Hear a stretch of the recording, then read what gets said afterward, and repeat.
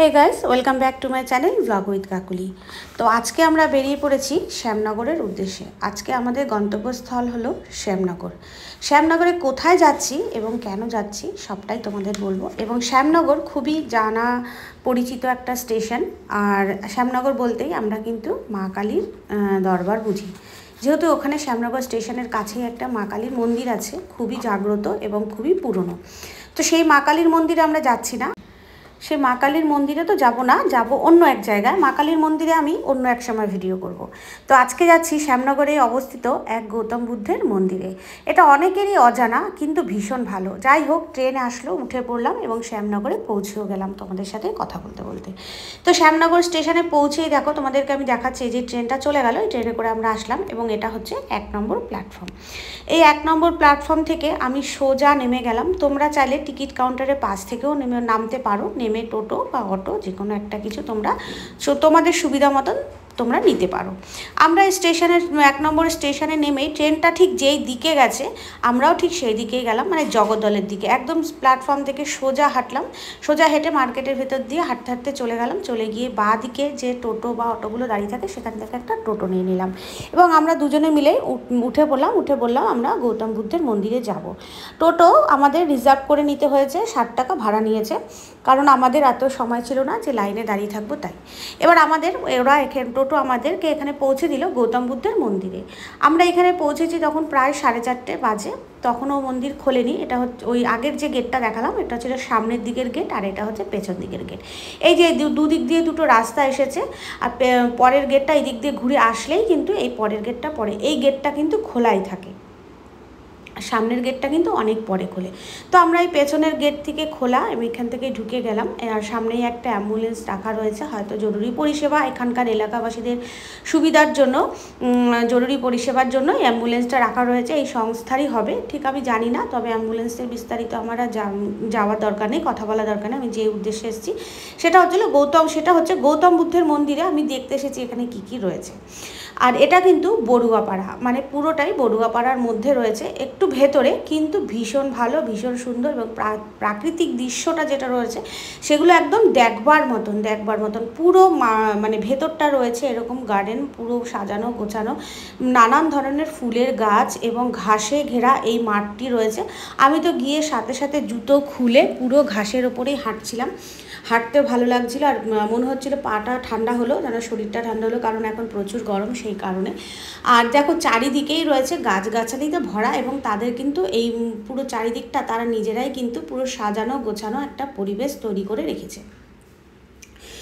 এবং চারিদিকেই রয়েছে গৌতম বুদ্ধের মূর্তি রয়েছে, ছোট বড় মানে সিংহসজ্জা সমস্ত রয়েছে গৌতম বুদ্ধের মূর্তিতে এখানে সাজানো রয়েছে। পুরো সুন্দর কাচের শোকেসের মতন করা, তার ভেতরে রয়েছে। সমস্তটাই তোমাদেরকে দেখাবো। আজকে এখান থেকেই শুরু করলাম। এই যে দেখো গৌতম বুদ্ধের এই মূর্তিটা কাচের ভেতরে রয়েছে, চারিদিক থেকে আটকানো রয়েছে। এবং কারা এই অনুদানটা করেছেন, কাচের মূর্তি মানে কাচের শোকেসের মতন করে গৌতম বুদ্ধকে ভেতরে রেখেছে, যাতে কেউ হাত দিতে না পারে বা নোংরা না হয়, পরিষ্কার পরিচ্ছন্ন থাকে, সেই কারণে এখানে তাদের নাম দেওয়া হয়েছে। এবার এরকমভাবে অনেক রয়েছে, এবং গৌতম বুদ্ধ, বড় গৌতম বুদ্ধ রয়েছে, যেটা সিংহসজ্জা রয়েছে, মানে সেই সজ্জাটা দেখলেই আমরা বুঝতে পারবো গৌতম বুদ্ধের কিন্তু এটা শেষ মুহূর্তের যে সজ্জাটা ছিল সেই সজ্জাটা রয়েছে। এখানে পরিবেশটা তো কিছু বলার নেই, আর ভীষণ সুন্দর, ভীষণ ভালো। এবার আসি গৌতম বুদ্ধের কিছু কথাতে। গৌতম বুদ্ধের কিছু কথা বলতে আমাদের শাস্ত্র অনুযায়ী আমরা মেনে থাকি গৌতম আদি বুদ্ধ একজন, আর সিদ্ধার্থ গৌতম বুদ্ধ একজন।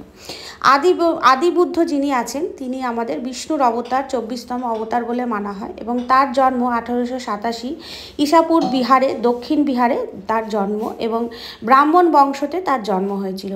আদি বুদ্ধ যাকে আমরা বিষ্ণুর 24তম অবতার বলে মেনে থাকি। এবং সিদ্ধার্থ গৌতম বুদ্ধ যিনি ছিলেন প্রথমে সিদ্ধার্থ গৌতম, এবং তিনি বিবাহিত জীবনে বেশি দিন কাটাননি, এবং বউকে ঘুমন্ত অবস্থায় তিনি তার স্ত্রীকে ছেড়ে বাড়ির বাইরে বেরিয়ে আসেন ভগবান লাভ করার জন্য। তিনি তারপরে বৌদ্ধত্ব লাভ করেন, তারপরে তার নাম হয় গৌতম বুদ্ধ। তিনি একজন আত্মজ্ঞানী মানুষ ছিলেন, তার মধ্যে প্রচুর আত্মজ্ঞানী ছিল, এবং তিনি কঠোর পরিশ্রম, 8 বছর তিনি কঠোর থেকে কঠোরতম পরিশ্রম করেন। এই পরিশ্রম করার পরেও তার আত্মসন্তুষ্টি যেটা হয় সেটা কিন্তু তার হচ্ছিল না। তারপরেও তিনি ভাবছিলেন যে না, আমি অনেক কিছু জানি না, আমাকে আরও কিছু জানতে হবে, আরও কিছু শিখতে হবে।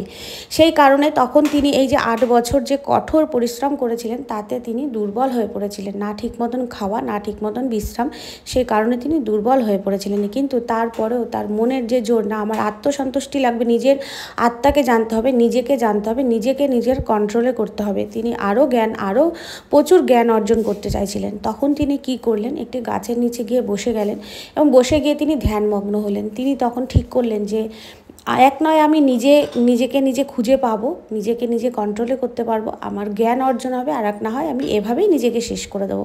এই বলে তিনি যখন ওই গাছতলায় ধ্যানমগ্ন হয়ে বসে পড়লেন, তারপরে তার আর বেশি সময় লাগলো না এই আত্মজ্ঞানী হতে, আর সিদ্ধার্থ গৌতম থেকে গৌতম বুদ্ধে পরিণত হতে। সেই দিনটি ছিল বুদ্ধ পূর্ণিমা। বুদ্ধ পূর্ণিমার দিনই কিন্তু তিনি বৌদ্ধত্ব লাভ করেন এবং বুদ্ধ পূর্ণিমার দিনই কিন্তু তার জন্ম হয়।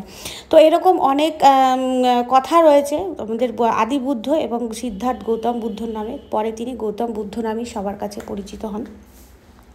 শাস্ত্র এবং বিদ্যমান গ্রন্থ অনুযায়ী দুই বুদ্ধর উল্লেখ আছে, কিন্তু শাস্ত্র এবং বিদ্বান গ্রন্থ যে রয়েছে, বিদ্বান গ্রন্থ, সেই দুই গ্রন্থের মধ্যে এই দুই বুদ্ধের উল্লেখ রয়েছে।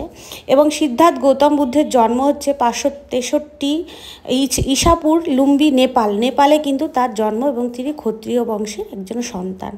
অগ্নিপুরাণ ও শ্রী ভগবত পুরাণে লেখা আছে 45 বছর পর্যন্ত তিনি জীবিত ছিলেন এবং মৃত্যুকালে তিনি বলে গেছিলেন যে আমি আবারও কিন্তু 2.5 বছর পর তিনি জন্ম নেবেন, এই পৃথিবীতে আসবেন।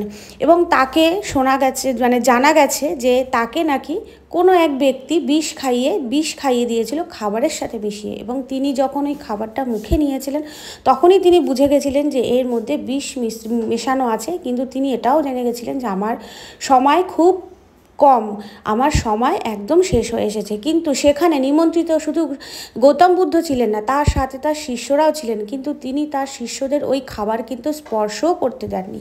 ওই সমস্ত খাবার তিনি নিজেই খেয়েছিলেন, নিজেই পান করেছিলেন, বিষটাকে নিজে একাই।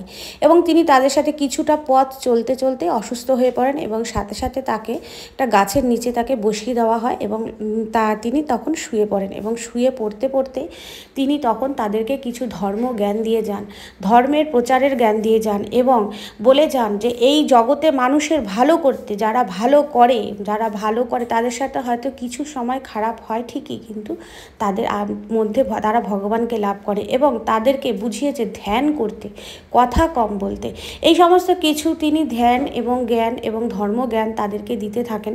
এবং তিনি এই কথা বলতে বলতে তিনি এটাও বলেন, আমি কিন্তু আজ থেকে 250 বছর পর, 250 বছর নয়, ভুল বললাম, 250 বছর পর আবারও আমি এই পৃথিবীতে জন্ম নেব।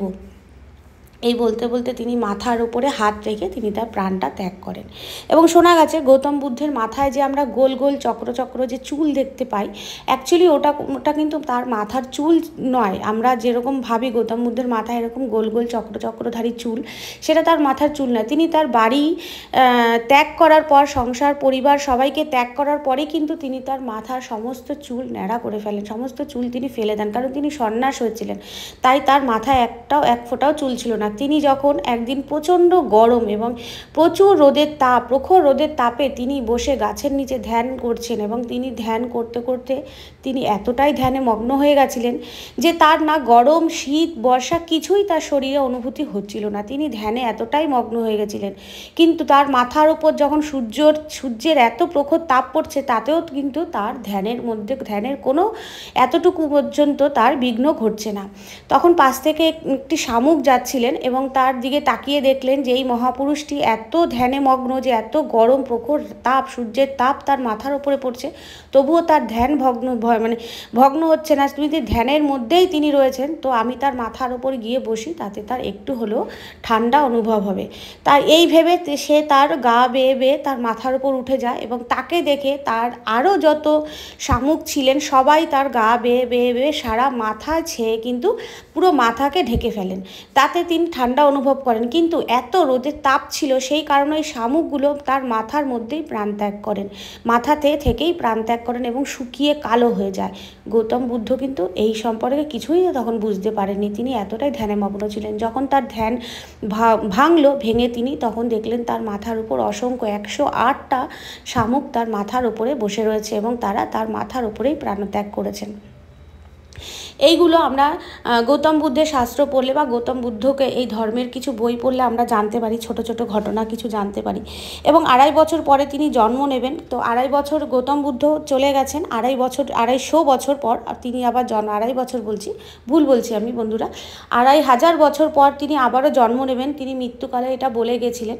তো 2500 বছর পার হয়ে গেছে। এখন শোনা যায় যে কৃষ্ণমূর্তি নামে একটি লোক ছিলেন যিনি মাদ্রাসে তার জন্ম।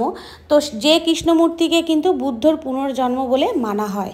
তিনি যে কৃষ্ণমূর্তি তিনি তার গ্রন্থে লিখে দিয়ে গেছিলেন যে তিনি নাকি তার জীবিতকালে 2 বার গৌতম বুদ্ধের সাথে দেখা করেছেন, তার সাথে কথা বলেছেন এবং তার সাথে তার 2 বারই দেখা হয়েছিল।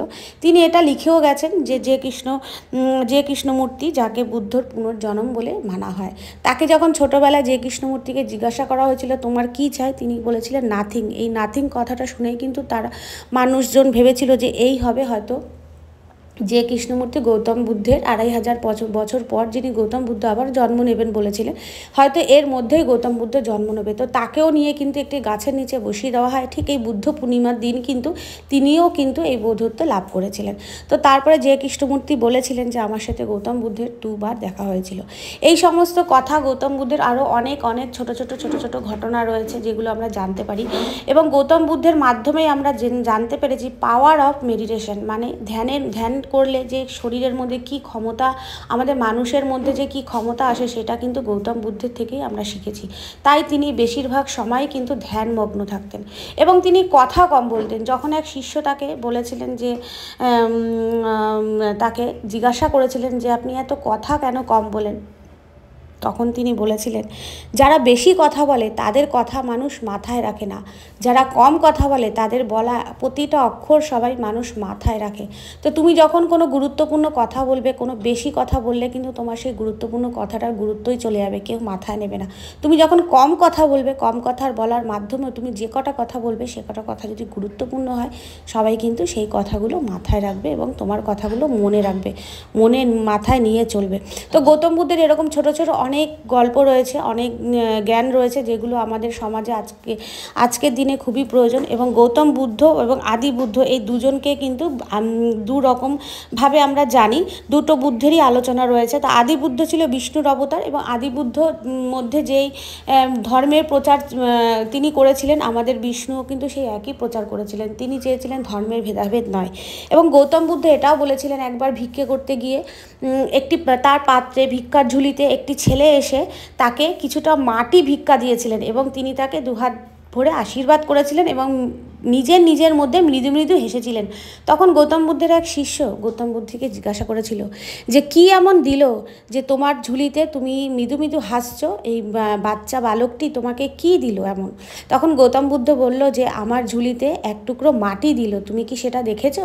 তখন শিষ্যটি বলল হ্যাঁ দেখেছি। তখন আমি তাকে আশীর্বাদ করলাম এবং আমার মৃত্যুর 100 বছর পর জন্মাবে এবং সে জন্মানোর পর তখন সে হবে অশোক সম্রাট। সে অশোক সম্রাট গৌতম বুদ্ধের মৃত্যুর 100 বছর পর জন্মিয়েছিল, কিন্তু বুদ্ধিজম অশোক সম্রাট অনেক দূর পর্যন্ত কিন্তু নিয়ে গেছিল। তো এইরকম গৌতম বুদ্ধের আরও অনেক ছোট ছোট ঘটনা রয়েছে। যিনি গৌতম বুদ্ধকে যে বালকটি বলেছিলেন আমি বড় হয়ে রাজা হব, সেই কিন্তু ওই যে 1 টুকরো মাটি গৌতম বুদ্ধকে ভিক্ষা দিয়ে বলেছিল এবং আশীর্বাদ নিয়েছিল এবং বলেছিল আমি কিন্তু বড় হয়ে রাজা হব, সেই কিন্তু গৌতম বুদ্ধের মৃত্যুর 100 বছর পর অশোক সম্রাট রাজা হয়ে জন্ম নিয়েছিলেন।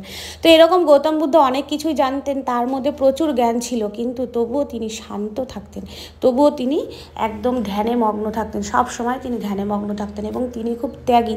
তিনি বলতেন সবসময় মানুষের ভালো করতে হবে, এবং তিনি এটাও বলে গেছিলেন যে মানুষের মনের মধ্যে কর্মর ফলের ভয় আছে, সেই কারণেই তো সবাই গঙ্গায় এত স্নান করতে যায়, গঙ্গাতে এত ভিড়, সবার স্নানের জন্য এত ভিড়। কর্মর ফল, কর্ম তুমি যেমন করবে তার ফল তোমাকে ঠিক সেরকমভাবে ভোগ করতে হবে। এই কর্মফলের ভোগের ভয় আছে বলেই মানুষ এত স্নান করতে যায় গঙ্গায়। কিন্তু গঙ্গায় স্নান করলে কি হয়? গঙ্গায় স্নান করলে তোমার শরীরটা শুদ্ধ হচ্ছে, তোমার শরীরটা ভালো হচ্ছে, কিন্তু ভেতর কোনো মানুষ পাপ করে না, পাপ করে তার বিচার, তার চিন্তা, তার ভেতর আত্মা, অন্তরাত্মা। তো তোমাকে শুদ্ধ করতে হলে অন্তর আত্মা থেকে শুদ্ধ করতে হবে নিজেকে, তোমার বিচার থেকে তোমাকে শুদ্ধ করতে হবে, তোমাকে চিন্তা ভাবনা থেকে তোমার নিজেকে শুদ্ধ করতে হবে। কোনো মানুষের শরীর পাপ করে না, পাপ করে তার অন্তরাত্মা। এটাও তিনি গৌতম বুদ্ধ বলে গেছিলেন যে তুমি অন্তরাত্মাকে যদি তুমি শুদ্ধ করতে পারো তাহলে তোমার গঙ্গা স্নানের কোনো প্রয়োজন নেই, গঙ্গা স্নানের কোনো দরকার নেই, এটা তিনি বলে গেছিলেন। তো এরকম গৌতম বুদ্ধের অনেক অনেক ঘটনা রয়েছে, অনেক অনেক কিছু রয়েছে যেগুলো আমাদের কাছে আরও অনেক অজানা। এই ধর্মের কোনো শেষ নেই, এই ধর্মকে যতটা তুমি জানবে ঠিক ততটাই তোমার কাছে কম বলে মনে হবে, এই ধর্ম জ্ঞানই এতটা। আর এখানে অনেক গৌতম বুদ্ধের মূর্তি তোমাদেরকে আমি দেখালাম। এখানে রয়েছে গৌতম বুদ্ধ তার শিষ্যদেরকে নিয়ে বসে রয়েছেন একটি গাছতলায়, এবং এই গাছটি কিন্তু একটি গেরুয়া কাপড় দিয়ে চারিদিক দিয়ে কিন্তু এরকমভাবে বাঁধা রয়েছে, এবং চারিদিক দিয়ে রেলিং দিয়েও এরকম আটকানো রয়েছে। এই গাছটিকে কেউ স্পর্শ করতে পারে না, দূর থেকে নমস্কার করতে হয়। এবং গাছটি বহু পুরনো, বহু বছর বছর পুরনো। গাছটি দেখেই মনে হচ্ছে এটি কিন্তু একটা বট গাছ। এই বটগাছের নিচে গৌতম বুদ্ধকে রাখা হয়েছে এবং তার শিষ্যদেরকে নিয়ে তিনি জ্ঞান ধর্মজ্ঞান দিচ্ছেন এরকম কিছু এরকম রয়েছে সামনের দিকে, আর পেছনে রয়েছে এই গাছটি, এবং এখানে মোমবাতি ধূপকাঠিও দেখানো হয়, তার ব্যবস্থাও করা রয়েছে। তো বন্ধুরা, আজকের এই জায়গাটি তো আমার ভীষণ ভালো লেগেছে, তোমাদের পুরোটাই দেখালাম। এবং এই যে সিংহসজ্জায় যে রয়েছে গৌতম বুদ্ধ, এটা কিন্তু তার একদম শেষ পর্যায়ে, তিনি যখন তার মৃত্যুকে বরণ করতে চলেছে ঠিক তার কিছু মুহূর্ত আগেই তিনি তার শিষ্যদের এইভাবেই কিন্তু থেকে তিনি তার শিষ্যদের ধর্মজ্ঞান দিয়ে গেছেন মৃত্যুর আগের অবধি। এবং তিনি ছিলেন পুরো ত্যাগী, তার মধ্যে না ছিল কোনো স্বার্থ, না ছিল কোনো লোভ, না ছিল, তিনি বলতেন সবসময় আমার কিছুই লাগবে না, সবই তো আমার। তিনি কিন্তু এই কথাটা সবসময় বলতেন। এবং দেখো এখানে খুব বড় বড় গাছ রয়েছে, ভীষণ পরিবেশটা খুব প্রাকৃতিক পরিবেশ। এবং গৌতম বুদ্ধ এটাও বলতেন যে যাদের চোখে ঘুম নেই তারা কি, মানে যাদের সব আছে কিন্তু তাদের ঘুম নেই, কেন জানো? তারা শান্তিতে ঘুমোতে পারে না। কেউ হয়তো বিজনেসের চিন্তা, কারোর টাকা পয়সার চিন্তা, কারোর কি করে ভোগ করব টাকা পয়সা সেই চিন্তা। কিন্তু প্রকৃতিকে দেখো, প্রকৃতির না আছে কিছু হারানোর, না আছে কিছু লোভ, শুধু প্রকৃতি আমাদের দিয়ে যায়। সেই কারণে প্রকৃতি এত খুশি, এত চনমনে, এত সবুজ, প্রকৃতি এত ভালো। তো নিজেকে প্রকৃতির সাথে মেশাও, এটাও কিন্তু গৌতম বুদ্ধ বলতেন যে নিজেকে প্রকৃতির মতন করে তোলো, না থাকবে কোনো লোভ, না থাকবে কোনো বাসনা, না থাকবে কিছু হারানোর ভয়। সবটাই তুমি, তোমার জন্মটাই হবে মানুষের জন্য, এবং সবটাই তুমি যাতে মানুষকে দিতে পারো। এই যে আমি চলে এসেছি, এই যে সিংহসজ্জা, গৌতম বুদ্ধকে এখানে সিংহসজ্জায় রাখা হয়েছিল। এই মানে দৃশ্যটি গৌতম বুদ্ধ যখন এইভাবে ছিলেন, এইটা হচ্ছে গৌতম বুদ্ধের একদম কিন্তু মৃত্যুবরণ করার ঠিক কিছু মুহূর্ত আগে। তো এখানেও রয়েছে রাখা, এবং এই জায়গাটি বিশাল বড় জায়গাটা করে কাচের চারিদিক দিয়ে কাচ দিয়ে ঘেরাও করে রাখা হয়েছে গৌতম বুদ্ধের। এটা হচ্ছে সিংহসজ্জা, মানে মৃত্যুবরণ করার ঠিক কিছু মুহূর্ত আগে, ঠিক তার আগের মুহূর্ত হচ্ছে এটা। তো আজকের এই ভিডিওটা বন্ধুরা, জানি না তোমাদের কাছে হয়তো অনেকটা বড় মনে হবে, কিন্তু কেউ স্কিপ না করে ভিডিওটা পুরো দেখবে, আশা করছি ভালো লাগবে তোমাদের সবার। এবং এই জায়গাটি অনেক মানুষেরই আছে অজানা, জানে না। আমরা শ্যামনগর বলতে তো কালীবাড়ি বুঝি, অবশ্যই এক কথায় শ্যামনগর কালীবাড়ি, কিন্তু এই গৌতম বুদ্ধের এই মন্দিরটাও রয়েছে ভেতরে। তো এটাও তোমাদেরকে একটু জানা উচিত। তোমরা যদি মানে এইখানে দেখতে যাও, ভেতরটা দেখতে যাও, তাহলে দেখতে পারবে এবং বুঝতে পারবে যে ভেতরটা কত শান্ত, কত শান্তির একটা পরিবেশ, ভীষণ ভালো। এবং সবথেকে বড় কথা হচ্ছে এখানকার মানুষজনেরাও ভীষণ ভালো, এবং পুরো সবুজ পরিবেশ, পুরো সবুজ পরিবেশে ঘেরা চারিদিক। আর অনেক রকম ফুল গাছ লাগানো রয়েছে, হাতে সাজানো রয়েছে, টপে সাজানো রয়েছে, গাছগাছলিতে ভরা, ভীষণ ভালো মনোরম পরিবেশ। আর এখানেও একটি ছোট গৌতম বুদ্ধ রয়েছে, এখানেও সবাই পুজো করে। এবং যার যেরকম মানসিক মানে কিছু মানসিক যদি থাকে, কিছু চাওয়ার যদি থাকে, তো গৌতম বুদ্ধের কাছে এখানেই মানসিক করে চায়। এবং কিছুদিন আগে শুনেছিলাম একজনের মনের ইচ্ছে পূরণ হয়েছিল বলে তিনি 1000 মোমবাতি এখানে দিয়ে গেছিলেন, জ্বালাবো বলে হয়তো তিনি মানসিক করেছিলেন, তো 1000 মোমবাতি এখানে জ্বালানো হয়েছিল। ভীষণ নাকি ভালো লাগছিল, বিভিন্ন 1000 মোমবাতি, অনেক মোমবাতি হয় তো, মানে পুরো মন্দির চত্বরটাকে পুরো সুন্দর করে মোমবাতি দিয়ে সাজানো হয়েছিল এবং ভীষণ দেখতে ভালো লাগছিল। আর পয়লা বৈশাখ কিছুদিন আগেই গেছে বন্ধুরা, তো পয়লা বৈশাখের পরিবেশটা ওনাদের এখানে ভালো হয়েছিল। বিভিন্ন অনুষ্ঠান হয় এখানে, গৌতম বুদ্ধের যেরকম নিয়ম রয়েছে, যে দিনগুলো রয়েছে সেই স্পেশাল বিশেষ দিনে খুব ভালো ভালো অনুষ্ঠান হয়, বড় বড় অনুষ্ঠান হয়। আর আজকের এই দিনটা সবথেকে তোমাদেরকে দেখালাম আকাশের অবস্থা দেখো, মেঘলা মেঘলা রয়েছে, মেঘ আবার রোদ্দুর, মেঘ আবার রোদ্দুরের খেলা চলছে, তার মধ্যে থেকে আমরা এই ভিডিওটা করছি। এবং ভীষণ ওয়েদারটাও খুব ভালো ছিল, ভীষণ ভালো ছিল, তার মধ্যে এই পরিবেশটা একদম দুটো মিলেমিশে একাকার হয়ে গেছে। এবং দেখো এখানে গৌতম বুদ্ধ কিন্তু আশীর্বাদ করছে, গৌতম বুদ্ধকে সবসময় কিন্তু ধ্যান, মানে তিনি ধ্যান করছেন এরকম অবস্থাতেই দেখা যায়, তিনি সবসময় ধ্যানে মগ্ন থাকতেন, তিনি ধ্যান করতে ভীষণ ভালোবাসতেন এবং বেশিরভাগ সময় তিনি ধ্যানের মধ্যেই থাকতেন। তিনি ধ্যানের মধ্যে থেকে অনেক কিছু লাভ করেছিলেন, তিনি অনেক জ্ঞান লাভ করেছিলেন, জীবন সম্পর্কে অনেক কিছু তিনি জানতেন। তিনি 45 বছর অবধি তিনি কিন্তু বেঁচে ছিলেন গৌতম বুদ্ধ, তারপরে তিনি প্রাণ ত্যাগ করেন। গৌতম বুদ্ধের বয়স ছিল 45 বছর, তখন তিনি প্রাণ ত্যাগ করেন, এটা আমি জানলাম। তো কতটা সঠিক এটা আমি বলতে পারবো না, তবে ভেতরে ঢুকবো এবার। তারপর আবার বিকেলে বুদ্ধকে আবার শরবত দান করা হবে, শরবত পুজো হয়। আচ্ছা, শরবত দেবে। আর তোমার এই বিকেলে ওই মোমবাতি জ্বালানো হয়, পুরো এত সুন্দর লাগে না, এইখান থেকে আরম্ভ করে পুরো চারিদিকে মোমবাতি। আচ্ছা আচ্ছা, 12ই মে সকাল থেকে। তুমি যদি মনে করো হসপিটালে যাবে, আচ্ছা, তখন 8টা থেকে 8টায় পুজো চলে যায়। আচ্ছা, ওখানে দান করে ভাঙতে আবার সেইখানে বাকি কাজগুলো করবে, তো একদম ভাঙতে। এটা আপনাদের বাৎসরিক অনুষ্ঠান? বছর এই যে প্রতি বছর হয়, প্রতি বছর বুদ্ধ পূর্ণিমা, মানে বুদ্ধ সেদিন জন্মেছেন এবং বুদ্ধত্ব লাভ করেছেন এবং পরিনির্বাণ লাভ করেছেন। পরিনির্বাণ মানে মৃত্যু হয়েছিলেন এই 3টে ত্রিস্মৃতি বলা হয়, ত্রিস্মৃতি জড়িত আছে। আচ্ছা, সেই এটাকে আমরা বার্থডে হিসাবে এ করি, আবার এই মৃত্যুদিন হিসাবে। আচ্ছা, আবার তোমার যেহেতু সেদিন বুদ্ধত্ব লাভ করেছে, আচ্ছা, সেটা তো সব কিছু 3টাকে স্মরণ করে আমরা এটা পালন করি। আচ্ছা, এই মন্দিরটা কত বছর হয়েছে এখানে? মন্দিরটা কত বছর? অনেক বছর। আমি সংখ্যা কোথায় যেন লেখা ছিল, তো আমি সংখ্যা ঠিক বলতে পারবো না, আমি তো অনেক পরে এসেছি। আচ্ছা, আমি তো অনেক পরে, আচ্ছা, আমি 86 সন থেকে এইখানে। আচ্ছা আচ্ছা আচ্ছা, আমার বাড়িতে আবার ওই বলবো পাড়ায় না, আচ্ছা, একটু আমার হিন্দু এরিয়াতে আমরা। আচ্ছা করে ফেলেছি আমি। আচ্ছা, কিন্তু প্রতিনিয়ত আসা যাওয়া করে সন্ধ্যার সময় এই নিয়ে আমরা প্রার্থনা করবো, সবাই আসবে এখন এখানে। এই আমাদের ধানকে বলতে আচ্ছা আমরা প্রার্থনা করবো। আচ্ছা আচ্ছা আচ্ছা, সুন্দর লাগে থাকবে।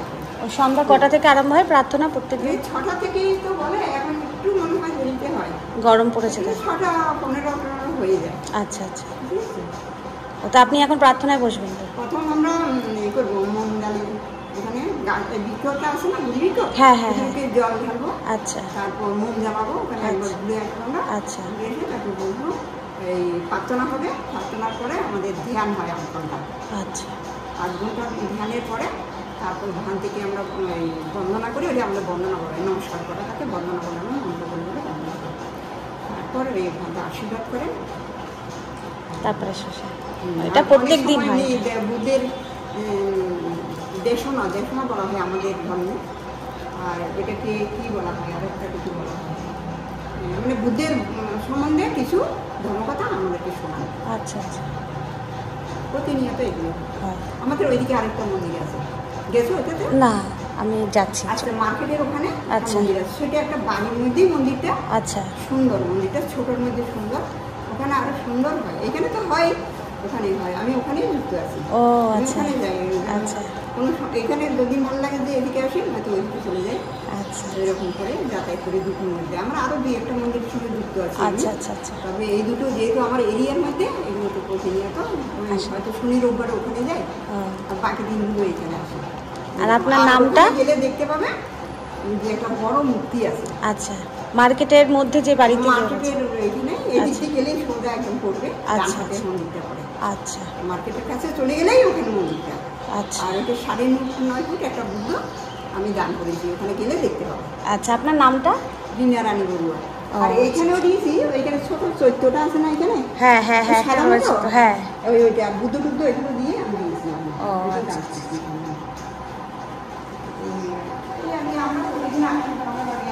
না না, সে তো ঠিক, তুমি এসো অবশ্যই অবশ্যই।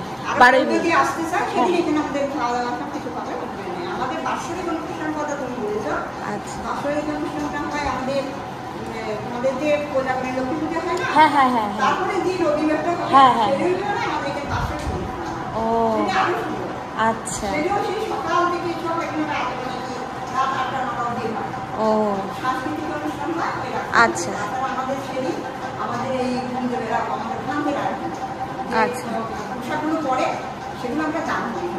আচ্ছা আচ্ছা আচ্ছা, অনেক ভালো হয়। তো এই দিদিভাই বলো, কাকিমা বলো, জেঠিমা বলো, যাই বলো, অনেক কিছু আমরা শুনে নিলাম। এবং সব থেকে বেশি ভালো লাগলো এনার ব্যবহারটা এত অমায়িক ছিল, যেটা মানে গৌতম বুদ্ধের ধর্মকে উনি যে নিজের করে নিয়েছেন, একদম নিজের সাথে নিজেকে পুরো মিশিয়ে দিয়েছেন, তাতে ওনার ব্যবহারেই কিন্তু সেটা বোঝা যায়। কারণ গৌতম বুদ্ধের মেনই উদ্দেশ্য ছিল মানুষের সাথে সৎ ব্যবহার, খুব সুন্দর ব্যবহার এবং মিষ্টি কথা বলা। তো গৌতম বুদ্ধের ধর্মের সাথে উনি হয়তো নিজেকে পুরোটাই মিশিয়ে দিয়েছেন, তাই ওনার এত মিষ্টি ব্যবহার এবং এত ভালো ব্যবহার।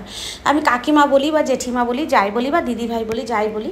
তো ওনার কাছ থেকে অনেক কিছুই শুনলাম। এবং উনি আমাদের সামনেই বুদ্ধ পূর্ণিমা আসছে, বুদ্ধ পূর্ণিমাতে অবশ্যই করে উনি আমাদেরকে যেতে অনুরোধ করেছে। ওনাদের খুব বড় অনুষ্ঠান আছে এবং বুদ্ধ পূর্ণিমা দিন খুব সকাল 8টার মধ্যে ওনারা চলে যায় হাসপাতালে।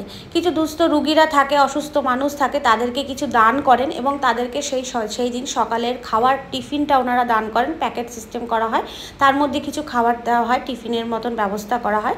সেটা ওনারা হাসপাতালের যত রুগীরা আছে সেই সমস্ত রুগীদের হাতে ওনারা তুলে দেন এবং কিছু ফল তুলে দেন এবং তারা কিছু বস্ত্র ওখানে দান করে আসেন। এরকম একটা অনুষ্ঠান ওনাদের থাকে বুদ্ধ পূর্ণিমার দিন। তো আমাকে অবশ্যই করে যেতে বলেছে, আমাকে এবং তোমার দাদাভাইকে, এবং বলেছে যদি আরও অন্য কেউ আসতে চায় অবশ্যই করে নিয়ে আসতে। তো আমার এই ভিডিওর মাধ্যমে আমার যত বন্ধুরা আছে সবাইকে আমি, এই কাকিমার হয়ে সবাইকে আমি ইনভাইট করে দিলাম যে তোমাদের যদি এই জায়গাটা দেখে ভালো হয়, ভালো লাগে, মনের মধ্যে ইচ্ছে করে, তাহলে তোমরা বুদ্ধ পূর্ণিমার দিন খুব সকাল সকাল এখানে চলে যেতে পারো। এখানে তা খাওয়া দাওয়ার ব্যবস্থা করা হয় এবং প্রচুর লোকের এখানে কিন্তু সেই দিন সমাগম হয়, প্রচুর লোক এক জায়গায় হয়। আমি যদি পারি অবশ্যই যাব। আমি এই কাকিমাকে এই কথাটা বলে এসেছিলাম যে আমি যদি পারি আমি অবশ্যই আসব। এবং আমি বলবো বন্ধুরা, তোমরা গৌতম বুদ্ধের যে বৌদ্ধত্ব লাভ করেছিলেন বুদ্ধ পূর্ণিমার দিন, সেই দিন তোমরা অবশ্যই করে এখানে যাও এবং সারাদিনের অনুষ্ঠানটা উপভোগ করো এবং এই সম্পর্কে কিছু জানো। এত সুন্দর শান্ত পরিবেশ, এত ভালো লাগছিল যে তোমাদের আর কি বলবো। এবং গৌতম বুদ্ধের কোলের মধ্যে দেখো কত বড় বড় করে পদ্ম দেওয়া আছে। তো এরকম গৌতম বুদ্ধের বিভিন্ন বাণী এখানে লেখা রয়েছে এবং ছোট বড় সাইজের পুতুল মানে মডেল রয়েছে গৌতম বুদ্ধের। এখানে পুরো ভেতরটাই গৌতম বুদ্ধর মূর্তি দিয়ে সাজানো রয়েছে, রাখা রয়েছে। যে দেখো বিভিন্ন শোকেসের মধ্যে রয়েছে গৌতম বুদ্ধের মূর্তি, দাঁড়ানো, বসা, মানে সব রকম অবস্থাতেই রয়েছে গৌতম বুদ্ধ, ছোট বড় সাইজের সব রকমভাবে ওনারা এখানে পুরো ভেতরটা সাজিয়ে রেখেছেন। এবং এই বৌদ্ধ পূর্ণিমার দিন নাকি এই মন্দির চত্বরটা খুব সুন্দর করে সাজানো হয়, খুব বড় করে সাজানো হয় এবং খুব ভালো অনুষ্ঠান হয়। এবার আমরা চলে যাব এই কাকিমার সাথে বাইরে, কারণ এখন বিকেল হয়ে গেছে, প্রায় 5টার বেশি বেজে গেছিলো। তো এনাদের এই বিকেলের টাইমে এনাদের যে আমাদের যেরকম বাড়িতে বা মন্দিরে যেরকম আমরা সন্ধ্যা আরতি করি, সন্ধ্যেবেলা পুজো দিই, ঠিক এনাদের এই বিকেল টাইমও এনাদেরও কিছু থাকে যেটা ওনারা প্রত্যেক নিয়ত করেন, প্রত্যেক দিন করা হয়। তো সেটাই ওনারা বাড়ির থেকে কিছু ফুল নিয়ে এসছেন এই দুই কাকিমা, এবং এখান থেকেও তুলেছেন কিছু ফুল, তুলে এনারা গৌতম বুদ্ধের সামনে দিচ্ছেন, গৌতম বুদ্ধকে সাজাচ্ছেন। সাজানোর পর এনারা নাকি চলে যাবেন এই যে সব জায়গায় যে গৌতম বুদ্ধ রয়েছে, যে সিংহসজ্জা রয়েছে এবং সেই বট গাছটি রয়েছে, এই সমস্ত জায়গায় ওনারা ধূপকাঠি এবং মোমবাতি ধরাবেন এবং জল দেবেন। এই সব কাজগুলো তারা করেন। করার পর তারা এখানে আসেন, ধ্যানে বসেন, গৌতম বুদ্ধের কথা শোনেন। তো সবটাই তোমাদের শোনাবো। এবং এই কাকিমা আমাকে বললো চলো তুমিও আমার সাথে ধূপকাঠি এবং মোমবাতি ধরবেন। তো আমি এরকম ধূপকাঠি বা মোমবাতি কিছু নিয়েই যাইনি, প্রিপারেশন আমি জানতামই না এরকম একটা কিছু ওনারা করেন। তো উনি আমাকে নিজের থেকেই দিলেন মোমবাতি, 3টে করে মোমবাতি আমাকে এবং তোমার দাদাভাইকে 3টে 6টা মোমবাতি দিলেন আর 6টা ধূপকাঠি দিলেন। বললেন আমরা যেই জায়গায় ধরাবো তুমিও সেই জায়গায় ধরিয়ে কিছু মনের ইচ্ছে থাকলে, তুমি কামনা থাকলে তুমি বলতে পারো, তোমার যদি কোনো মানসিক থাকে তুমি করতে পারো। তো আমিও তাদের সাথেই চলে গেলাম, কাকিমাদের সাথে তারা দিচ্ছিলেন, আমিও দেখলাম, আমিও তাদের সাথে সাথে ঘুরে ঘুরে ধূপকাঠি মোমবাতি দিলাম। তো ভালো মানুষের সাথে ভালো মানুষের পরিচয়, ভালো মানুষকে অবশ্যই চিনে নেয় বন্ধুরা। তো আমারও ভালো লেগেছে এই কাকিমাকে, এবং তোমাদের সাথে এই ভিডিওটা আজকে শেয়ার করতে আমার এত ভালো লাগছে যে আমি কি বলবো তোমাকে এবং তোমাদেরকে। এই জায়গাটি এত সুন্দর, এই জায়গাটা এত ভালো লাগছিলো। তুমি ভেতরে ঢুকলে তুমি বাইরের পরিবেশ সম্পর্কে কিছু বুঝতেই পারবে না, যে বাইরের পরিবেশে এত কোলাহল আর ভেতরটা এত শান্ত, এত সুন্দর, এত সবুজ পরিবেশ। তো কাকিমারা এখানে ধরাচ্ছিলেন এবং আমাকে বললো তুমি এখানেও একটা ধরিয়ে দাও। আমিও তাদের মতনই করে দেখে নিলাম তারা কিভাবে ধরায়, এবং আমিও তাদের সাথে সাথে ধরিয়ে দিলাম। ধরিয়ে যেহেতু গৌতম বুদ্ধের এটা সিংহসজ্জা, তিনি তার সিংহসজ্জার সামনেই তারা ধরান। প্রত্যেক দিন তারা এখানে আসেন মোমবাতি ধরান, বিভিন্ন জায়গায় 3 জায়গায় 4 জায়গায় ওনারা দেন, দিয়ে জল দেন। এই যে বটগাছটা এই গেরুয়া কালারের কাপড় দিয়ে ঘেরা রয়েছে, সেই বটগাছে জল দেন, দিয়ে তারা ঠাকুরকে প্রণাম করেন। তারা তাদের ধর্মকে এইভাবেই সম্মান করে। সব ধর্মকে আমি সম্মান করি, সব ধর্মকে সম্মান করতে হয়। ধর্ম সবার, কোনো দিনও কোনো ধর্ম খারাপ কিছু শেখায় না, ধর্ম সবসময় ভালোই শেখায়। তো আমরা মানুষরাই খারাপ যারা আমরা ধর্মর কথা শুনি না বা ধর্ম বিরোধিতা করি, কিন্তু ধর্ম কিন্তু কোনো সময় কোনো খারাপ কিছু শেখায় না। ভালোভাবে জানতে হয়, ধর্মকে বুঝতে হয়। আমিও সাথে সাথে ঘুরলাম, দেখালাম তারা এখানে দিচ্ছিলেন, সব জায়গায় দিচ্ছিলেন, যেখানে দিচ্ছিলেন আমিও সেখানে দিলাম। কারণ এখানে ধূপকাঠি দেওয়ার সব জায়গাতে দেওয়া যাবে না, সেই কারণে, বা মোমবাতি জ্বালানো যাবে না, সেই কারণে দূরে দূরে আমিও ধরিয়ে এখানে দেখিয়ে দিলাম। দেখিয়ে ওনাদের মতন আমিও নমস্কার জানিয়ে নিলাম। তোমাদের দাদাভাইও করেছে আমার সাথে সাথে, আমি করেছি, তারপরে দাদাভাইও করেছে, ধূপকাঠি দেখিয়েছে, মোমবাতি দেখিয়েছে। কারণ উনি আমাদের দুজনকেই বলেছেন এখানে ধূপকাঠি আর মোমবাতি দেখিয়ে প্রণাম করতে, এবং মনের কোনো ইচ্ছে থাকলে সেটাকে অবশ্যই করে বুদ্ধের কাছে বলতে। তিনি নাকি অন্তর্যামী, তিনি নাকি মনের সব কথা বোঝেন এবং সব কিছু উনি জানতে পারেন। তো সেই কারণে আমিও দেখিয়ে দিলাম এবং আমার মনের ইচ্ছে আমি বললাম, দেখা যাক তারপরে কি হয়। তো এবার চলে আসলাম এই গাছের সামনে। ওনারা এই গাছের 1 বালতি জল নিয়ে এসেছিলেন, তার মধ্যে ফুল দেওয়া ছিল। ওনারাও 3 বার করে জল দিচ্ছিলেন, দিয়ে প্রণাম করলেন। আর আমাকেও বললেন তুমিও 3 বার করে জল দাও, দিয়ে প্রণাম করো। এবং তোমাদের দাদাভাইকেও বললেন তুমিও দেবে এখানে 3 বার করে জল দিয়ে প্রণাম করো। আমরা তাই করলাম। আর আমার সত্যি কথা মন থেকে আমি তোমাদেরকে বলি, অনেস্টলি বলি, আমার করতে কিন্তু ভীষণ ভালো লাগছিল ওনাদের সাথে সাথে ঘুরে ঘুরে এই কাজ। এবং অবশেষে উনি আমাকে বললো এখানে তুমি একটা মোমবাতি আর ধূপকাঠি দেখাও, দেখিয়ে তুমি ভেতরে আসো। আমরা ভেতরে এবার ওনাদের যে রয়েছে বাকি নিয়মটা ওনাদের ভেতরে গিয়ে হবে, ওনারা সেই নিয়মে চলে গেলেন। আমিও এখানে ধূপকাঠি দেখালাম, মোমবাতি দেখালাম এবং প্রণাম করলাম। এবং এটা হচ্ছে কামিনী ফুল গাছ। কামিনী ফুল গাছের নিচে ছোট গৌতম বুদ্ধকে রাখা হয়েছে এবং এত সুন্দর গন্ধ বেরোচ্ছিল বিকেলবেলা কামিনী ফুল গাছের। তো আমিও দেখিয়ে দিলাম, দেখিয়ে এবার আমি ভেতরের দিকে যাব। এবং আস্তে আস্তে দেখো সন্ধে হয়ে আসছে, লাইট ওনারা জ্বালিয়ে দিয়েছেন সব জায়গাতে, কারণ হালকা হালকা করে সন্ধে হয়ে আসছে। এবং সন্ধ্যের পরে যে পুরো লাইট চলে গেলে ভেতরের পরিবেশটা কীরকম হয় তোমাদেরকে আমি অবশ্যই করে দেখাবো বন্ধুরা। এবার আমি ধূপকাঠি মোমবাতিগুলো সব নিভে গেছিলো, আমি আবার সবার মোমবাতি এখানে জ্বালিয়ে দিলাম। কারণ এত হাওয়া দিচ্ছিল, আর বলছি যে ভেতরে প্রচুর গাছ রয়েছে আর বট গাছ রয়েছে অনেক, তো প্রচুর হাওয়া দিচ্ছিল বলে সব মোমবাতি নিভে যাচ্ছিলো। আমি আবার সবার মোমবাতিগুলো এখানে ধরিয়ে একটু ধূপকাঠি দেখিয়ে আমি প্রণাম করে নিলাম। এবং দেখো এই যে দূর থেকে আমি তোমাদের দেখাই, আস্তে আস্তে লাইট জ্বালিয়ে দিচ্ছেন। এবং এই যে ভদ্রলোক আসছেন ইনিও গিয়ে ওখানে বসে আমাদেরকে কিছু কথা শোনাবেন, যেটা ওনাদের ভাষায়। আমি ঠিক বুঝবো না ওনাদের সব কিছু, তবু আমি গিয়ে বসতে তো কোনো ক্ষতি নেই। আমার মন থেকে আমি ডাকবো গৌতম বুদ্ধকে, এবং তাদের নিয়ম করে তারা ডাকবে। আমি জানি না ভগবানকে ডাকার কি নিয়ম আছে, তবে ঠাকুরকে ডাকার একটাই নিয়ম, সেটা হচ্ছে অন্তর থেকে তুমি ঠাকুরকে ডাকবে, এটাই আমি জানি। তো আর কিছু নিয়ম আমি জানি না। আমার জানা নেই, অন্তর থেকেই ডাকতে হয় ঠাকুরকে। এবার দেখো বাইরে আস্তে আস্তে সব লাইট ওনারা জ্বালিয়ে দিচ্ছে। এবার আমি ভেতরে চলে যাবো, আস্তে আস্তে ভেতরে যাব, গিয়ে বসবো, কারণ সবাই আসছে, মোমবাতি দেখাচ্ছে আর ভেতরে যাচ্ছে, গিয়ে বসছে। ওনাদের বসার জায়গাটা অনেক বড়, সবার জন্য আলাদা আলাদা বসার মতন আসন রয়েছে, মানে আসন মানে গদি আসন টাইপের রয়েছে, এবং প্রচুর চেয়ারও রয়েছে, যার যেখানে ভালো লাগবে সে সেইখানে বসবে। তো এবার আমরা চলে যাবো এই ভেতরে, গিয়ে বসবো, বসে আমরা দেখবো যে এখানে ভেতরে কি হয়। ওনাদের এই অনুষ্ঠানটি প্রায় 1 ঘন্টার মতন চলতে থাকে। আমরাও এখানে চেয়ারে বসেছিলাম এবং এই ভদ্রলোকও আমাদের সামনেই বসেছিল, ওনাদেরই এই ধর্মেরই মানুষ তিনিও বসেছিলেন আমাদের সাথে, কারণ তিনি বয়স্ক মানুষ তো হয়তো নিচে বসতে পারেন না, তাই তিনি চেয়ারে বসেছেন। বাকি সবাই কিন্তু এভাবে নিচেই বসেছেন এবং তাদের এটা 1 ঘন্টার বেশি চলতে থাকে। আমরাও ধৈর্য ধরে ঠিক 1 ঘন্টায় বসে থাকলাম, বসে বসে এবং ওনাদের পুরো অনুষ্ঠানটি আমরা কিন্তু দেখলাম।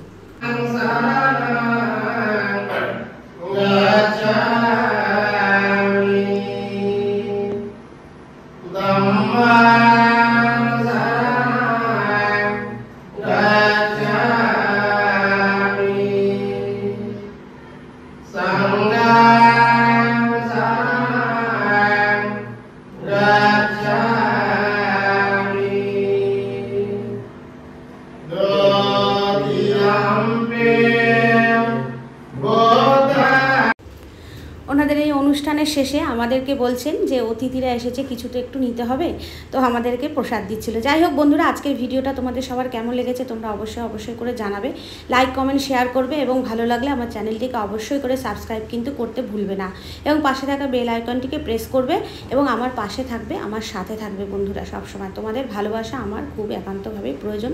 তো আজকের ভিডিওটা সম্পর্কে কমেন্ট কিন্তু অবশ্যই চাই। তো বন্ধুরা, তোমরা দেখলে আমার সাথে যে আমি এই গৌতম বুদ্ধর মন্দিরে আসলাম শ্যামনগরের বড়ুয়াপাড়া। এটা কিন্তু শ্যামনগর বড়ুয়াপাড়া অনেকটাই ভেতরে, তো 26 নম্বর রেলগেট থেকে অনেকটাই ভেতরে, কিন্তু তবুও জায়গাটা কিন্তু অপূর্ব সুন্দর এবং মানে সাজানো গোছানো, অনেক রকম গাছ দিয়ে, ফুলের গাছ দিয়ে কিন্তু পুরো একদম সাজানো। এখান থেকে রেল লাইন বেশি দূরে নয়, খুবই কাছে, স্টেশন খুবই কাছে, কিন্তু তবুও টোটো করে আসতে হবে। আর জায়গাটা কিন্তু খুবই সুন্দর। আর তারা 12ই মে বৌদ্ধ পূর্ণিমা পড়েছে, বুদ্ধ পূর্ণিমার দিন তাদের এখানে খুব বড় করে অনুষ্ঠান হয়, এবং আরও অনুষ্ঠান হয়, যেরকম লক্ষ্মী পুজো যেই দিনই পড়ুক না কেন ঠিক তারপরে রবিবারটাতেই কিন্তু এখানে খুব বড় করে অনুষ্ঠান হয়। তো সেই সব অনুষ্ঠান এনারা করে থাকেন। আর আমারও সৌভাগ্য যে আমি বুদ্ধ পূর্ণিমার দিন এখানে আসার মানে ইনভাইটটা পেয়ে গেলাম, ইনভিটেশনটা পেয়ে গেছি। তো আমি অবশ্যই চেষ্টা করব যদি আসতে পারি তো তোমাদেরকে ভিডিওটা তো অবশ্যই দেখাবো। আর আমার এই ভিডিওটি তোমাদের কাছে কীরকম লেগেছে, ভালো না খারাপ, সেটাও কিন্তু অবশ্যই কমেন্ট করে জানাবে। আশা করছি ভালো লাগবে। আমার বন্ধুদেরকে যতটা আমি পারি আমার নিজের সবটা দিয়ে ভালো লাগানোর চেষ্টা করি। তো ভালো লাগলে লাইক কমেন্ট শেয়ার অবশ্যই কিন্তু চাই, এবং আমার চ্যানেলটিকে সাবস্ক্রাইব করার কিন্তু অনুরোধ রইল তোমাদের সবাইকে। তো আবার চলো দেখা হবে এরকমই কোনো একটা অজানা মন্দির বা না জানা মন্দিরের খোঁজ নিয়ে, আবার তোমাদের সাথে এরকমভাবে দেখা হয়ে যাবে। সবাই ভালো থাকবে, সুস্থ থাকবে, আর সবাইকে শুভরাত্রি।